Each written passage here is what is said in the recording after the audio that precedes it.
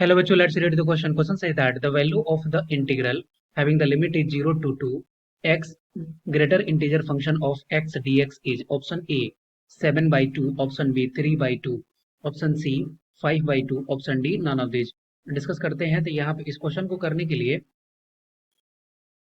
की कॉन्सेप्ट क्या हो जाएगा? क्वेश्चन का की कॉन्सेप्ट यहाँ पे हम लोग यूज करेंगे ग्रेटेस्ट इंटीजर फंक्शन।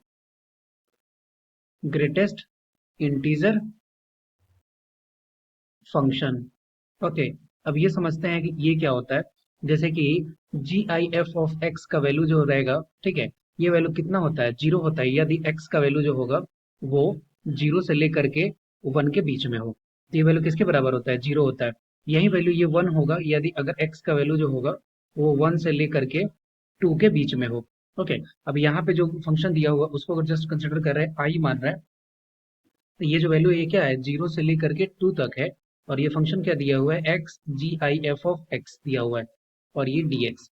अब इस बेसिस पर अगर इसको सबसे पहले स्प्लिट करते हैं तो जीरो से वन के इंटरवल में जाएगा। तो ये आई इज इक्वल टू क्या हो गया? आई इज इक्वल टू हो गया जीरो से लेकर के वन तक, और ये वैल्यू हो जाएगा एक्स ऑफ। अब इस इंटरवल में जीरो से वन के इंटरवल में जे एफ का वैल्यू कितना है? ये वैल्यू है जीरो। ओके, और यहाँ पे हो गया डी एक्स प्लस, और ये वन से लेकर के टू तक जाएगा, तो यहाँ पे हो गया एक्स ऑफ। और यहाँ पे वैल्यू क्या हो जाएगा? अब इस इंटरवल में ये वैल्यू किसके बराबर हो जाएगी? ये वन के बराबर हो जाएगा। तो एक्स इंटू वन कितना हो गया? एक्स हो गया, और ये हो गया डी एक्स। ये वैल्यू आ गया। अब हम लोग यहाँ से क्या लिख सकते हैं? अब यहाँ से आई इज इक्वल टू हो जाएगा, आई इज इक्वल टू ये वैल्यू हो गया जीरो प्लस इंटीग्रेशन, और ये वैल्यू है वन से लेकर के टू तक x D x.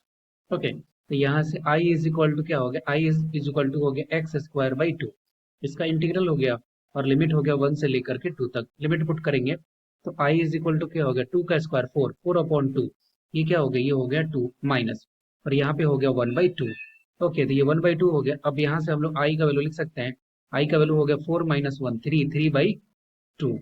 Three by two हो गया इंटीग्रल का वैल्यू। इस क्वेश्चन का राइट आंसर क्या हो गया? Option b. I hope you will be understood it. Will best of luck, thank you.